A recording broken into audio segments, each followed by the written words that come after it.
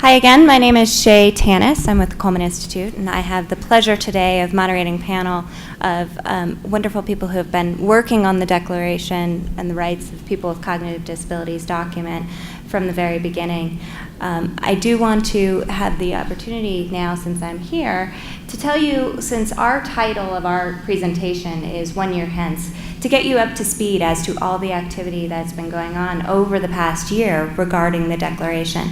You just saw one of our videos that we've produced. We will invite you to take that and disseminate it as well. We want it to be widespread.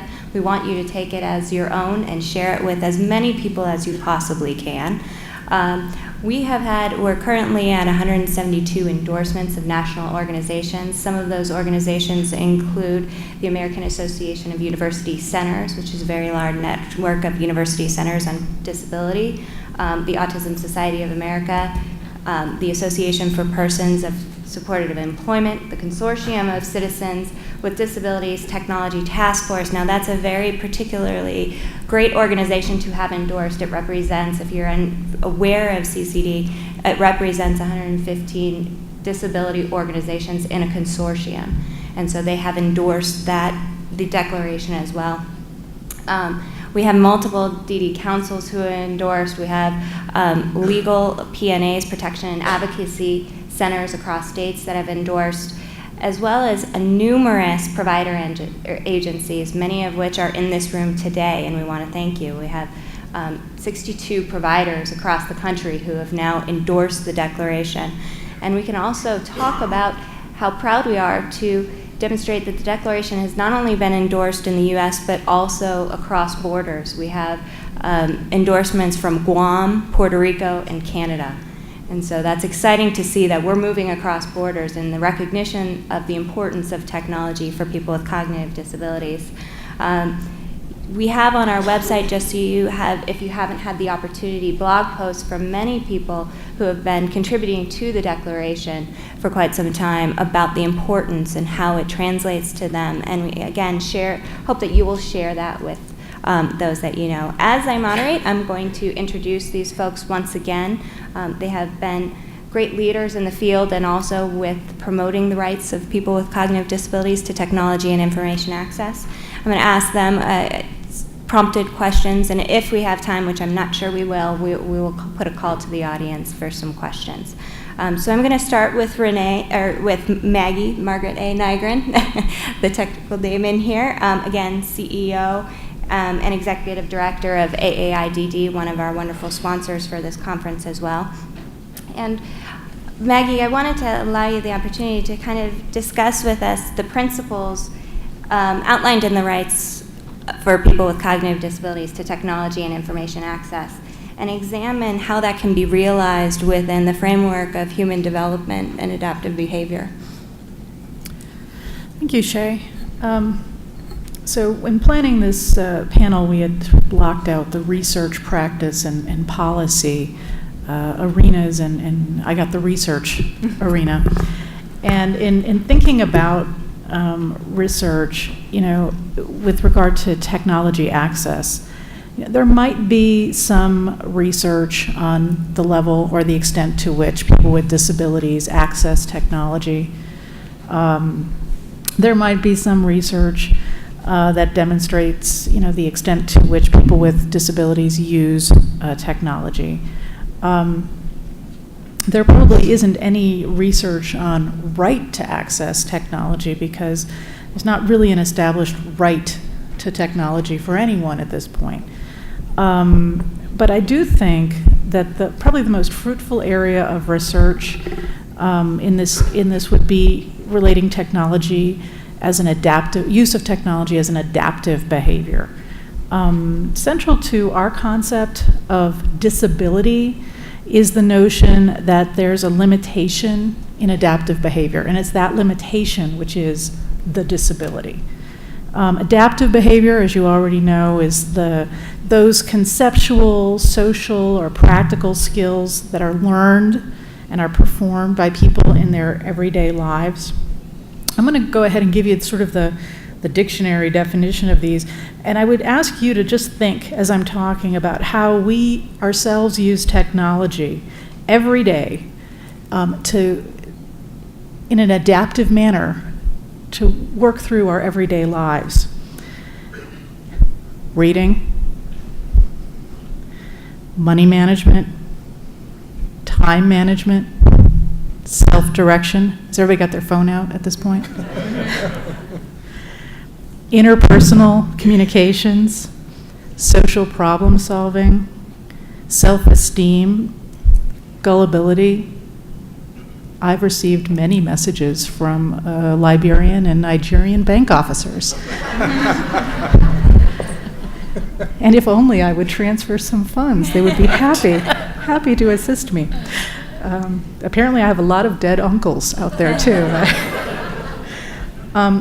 But in terms of practical skills as well, think about, how could you do your job without technology? Engage in healthcare.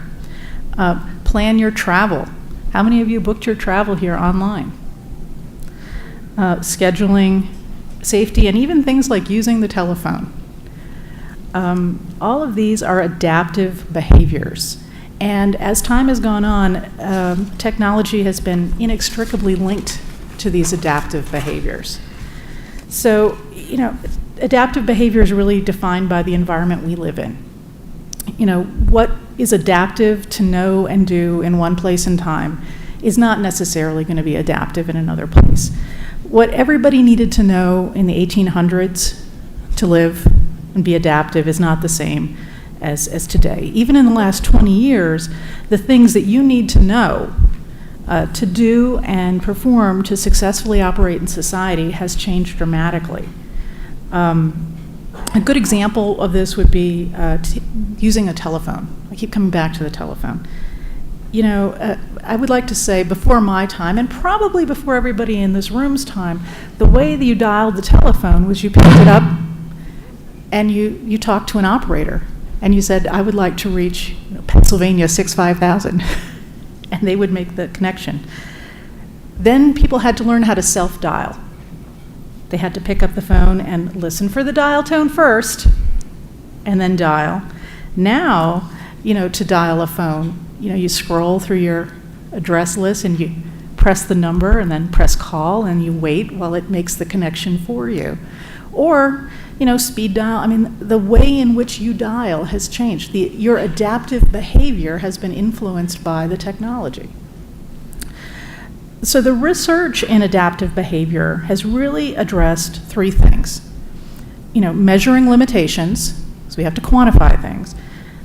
Determining the effectiveness of teaching strategies for teaching adaptive skills, and determining, effective adaptations and accommodations. So, to assure that people with intellectual disability and other cognitive disabilities can optimally use new technology, products really could be developed that are optimally accessible from the get-go.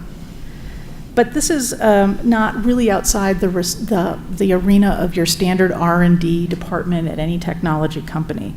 They have the processes. Any product developer has the processes. It's not a research challenge.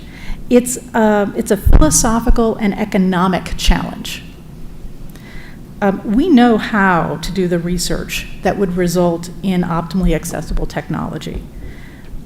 There just isn't really the philosophical and economic motivation. And I think that's really where the problem is.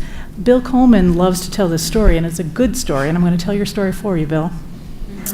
It's the story of 503 compliance. The reason that we have 503 compliant technology today is because the federal government mandated that it would only buy 503 compliant technology and software. By virtue of its own buying power and what it required its grantees to buy, it was a pretty powerful economic force. And as a result, guess what? 503 compliant products were made available by companies. We really need the philosophical and economic motivators to create compliant, optimally accessible technology for people to use. The research is really, that's the why. Our research is really the how. And I want to go back to the phone example because, I'm a big Star Trek fan. And I don't really care if you are or not. I'm going to give my example. If any of you have ever seen the original Star Trek, they had this little communicator device. And they could talk to anybody. Man, I want one of those. The computer or whatever, Surrey, I guess, whatever. And they just hit this thing and they could talk to anybody on any planet, anytime, anywhere, and there was a universal translator. Man, I want to have that. And that's in the future. But when that's developed, I'm going to have to learn how to use it, and that's going to be adaptive behavior. And I think bringing the whole thing back onto research, when we talk about research and the right to access, our research focus has really been on adaptive behavior, and I think we have to really understand that using technology is an adaptive behavior, and as was said earlier today, if you don't have that adaptive behavior, your level of disability increases. If you don't have the tools to interact with the society, your level of disability increases, and that's not the vision that we have for people with intellectual and other cognitive disabilities. Thank you. Thank you, Maggie. I appreciate it. I'd like to move on to Renee Pietrangelo, CEO of Anchor. Renee, can you talk a little bit and share with us the way in which service providers can utilize the principles outlined in the rights document as well as in their practice? Well, first I'd like to take the opportunity, since it's going to be my only chance to be on the podium, to first thank David Braddock for those kind remarks this morning. I feel the same way in return. He talked about the partnership that we've had. The success of partnerships is contingent on their being nutritious and mutually beneficial, and certainly our work with the Coleman Institute, Dr. Braddock with Enid, has been incredibly nutritious and also mutually beneficial, so thank you for that. We have a lot of work to do in the community service provider community. Anchor was one of the original endorsers, and as you heard a minute ago, was it 68 provider organizations, 64 have signed on to the declaration. Every provider organization in the country needs to sign on to the declaration and also make it a key component of the culture of their organization and how they've established within that culture and operationalize the rights of the individuals that they serve. We had a town hall session at our annual conference this past May, and a lot of our focus at the conference and at the town hall was on technology and the future of technology.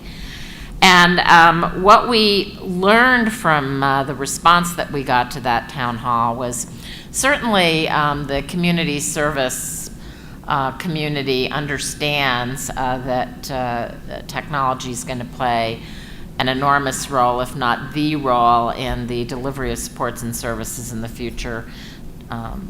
Dr. Braddock this morning articulated that as well.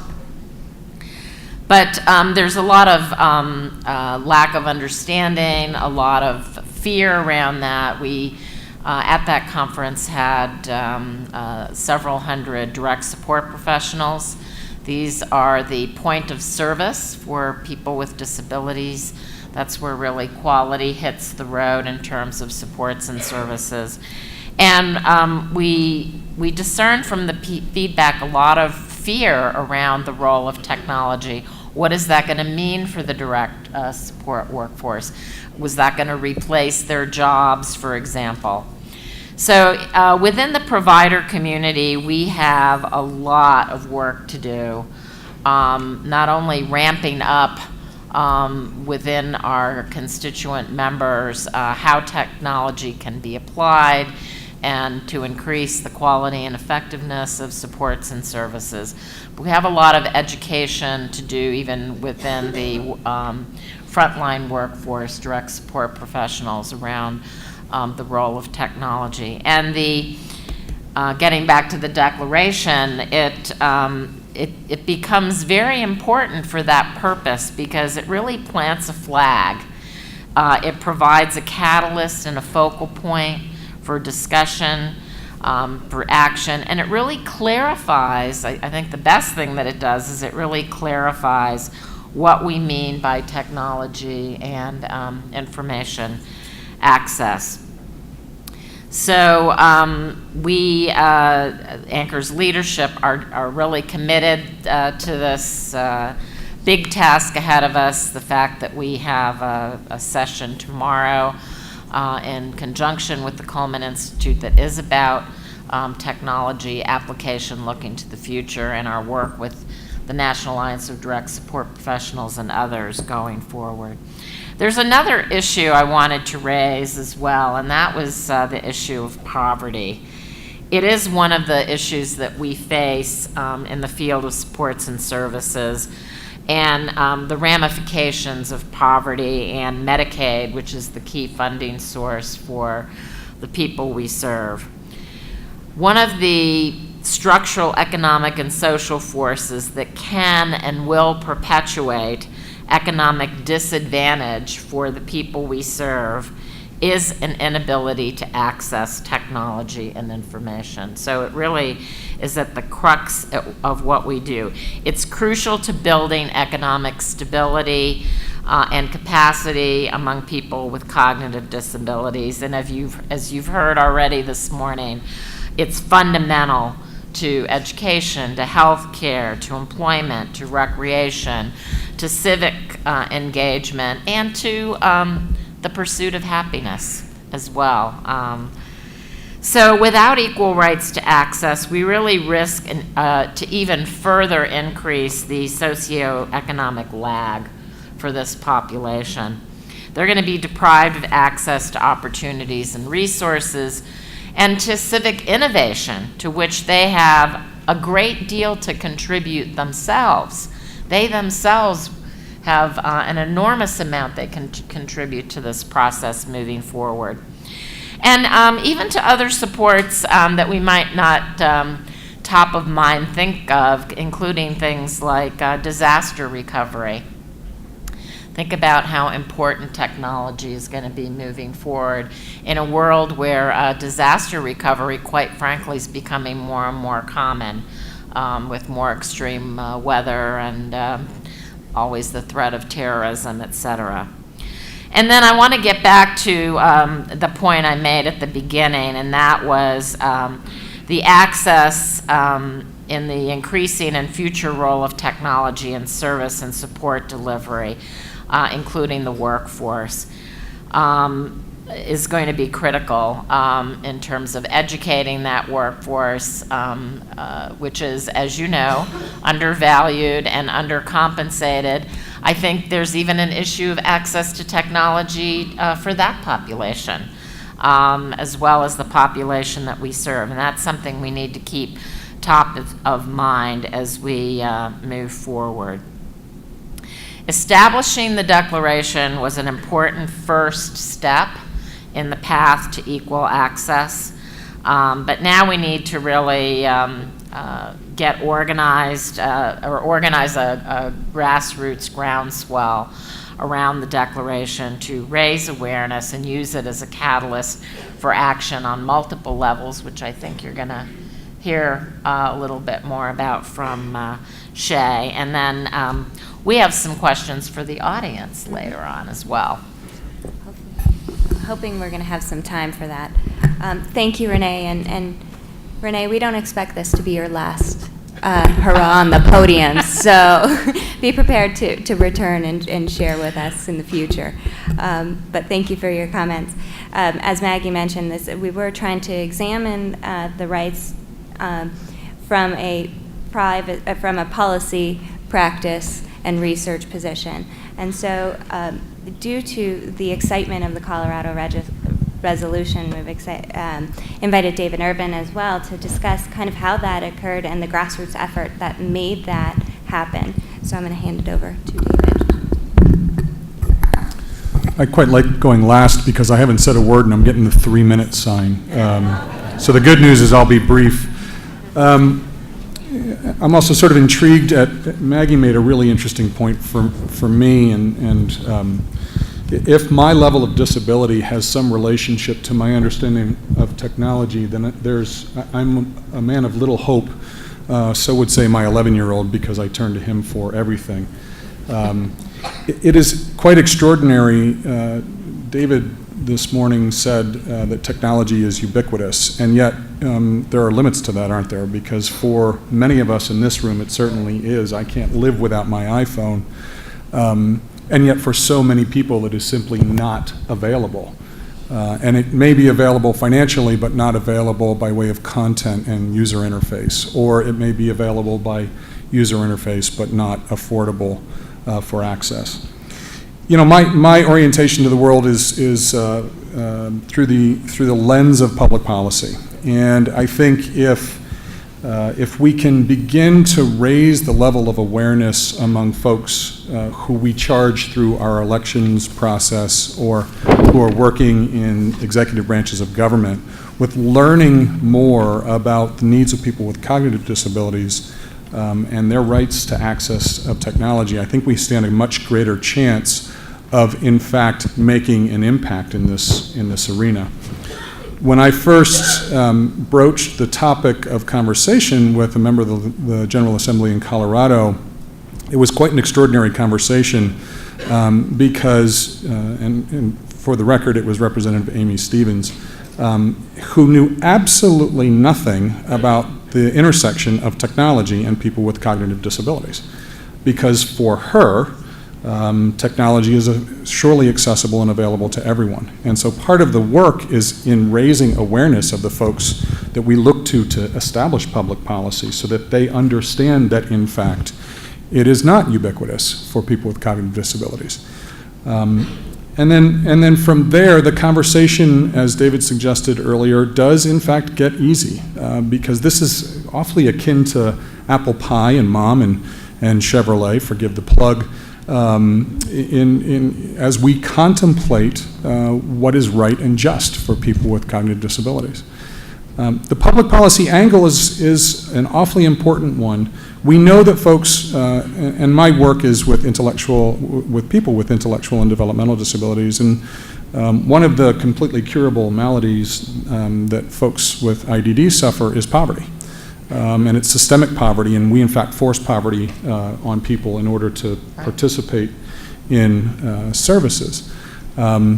That issue has to be addressed, and it's either addressed, and it can be addressed certainly, by the ways in which we approach the delivery of services to people through formal delivery systems. Why, for example, do folks with IDD struggle so profoundly to find and cultivate careers where they can make the kind of money they need to buy technology and to access information on the web? And why are Medicaid-funded services, for example, willing to pay for an $8,000 Dynavox, this is just but one example, but won't buy a $500 iPad for folks? And so the public policy work is really, it's iterative. This is not, the resolution was a nice accomplishment, but it is hardly the final step, because from there then we need to examine the creation through legislation, presumably, of a legal platform by which people have the rights to access technology. And so that's really the work in Colorado. It is certainly something that all of us, everybody in this room can engage in this kind of work, and you can do it at local levels. You can do it with school boards, for example, having conversations with school boards about how students with disabilities are accessing or not the very same technologies that students who are not in special education are accessing. And it can grow all the way from there to state legislatures and beyond. And so that's the work. We're working on a bit of a toolkit to just sort of give a step-by-step set of ideas about how to address this, this potential and this opportunity so that we can further the declaration and everything that it stands for. Thank you, David. Round of applause for these guys.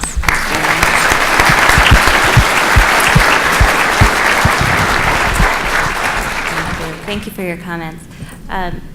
As we move forward, yesterday we had a group of folks that are stakeholders who have been participating in the conversation about the rights document and came to some conclusions about what is the future of the declaration, of the rights documents. What do we do now with it? And what are the next steps? We outlined 4 steps. One of those is to orchestrate the bottom-up state legislation grassroots effort. The perfect example is what has happened here in Colorado. We can look at this being replicated in other states, and we encourage folks to be able to do that and take that on. Another item was plan for legislation. We want this to be an undeniable right, but we need folks to help us identify that, to demonstrate why they can't utilize technology, why it is keeping them from integrating fully into society and functioning in the way that they want to function. How can they participate? I think everyone in this room can acknowledge that we are moving into the world of technology where we will not be able to walk out of our rooms or our houses in the morning without utilizing some form of technology. And we need to allow those people who don't already have that access to just have the ability to change and function the way that we all do and don't think about it. And they are right now being denied those opportunities. So we need to make sure we have that legislation. We need to be sure we have some of those court cases as we compare it to the right to education. The next item was planning to codify and identify what are the standards for technology use. When we move into legislation, we need to have an outline of what is necessary. What are those standards to make everything accessible and usable and applicable? So looking at that as the next step. And finally, continue to increase awareness. And this is where you all come in. You are here as ambassadors of the rights document. If you haven't already signed on, there's an opportunity to sign on just outside the hall, and we'll be all day. But we need you to be able to move this forward as well. We can't do it on our own. We need you to take the declaration as your own. And yesterday, in the group, we had a member note that teaching to everyone everywhere. That's what we want you to do, to take this with you everywhere and teach it to everyone so we have that movement so that people with cognitive disabilities are not left behind. And so they aren't trying to make up for utilizing money, paying bills that they can't pay. We need to allow them that opportunity, and we need to move it forward.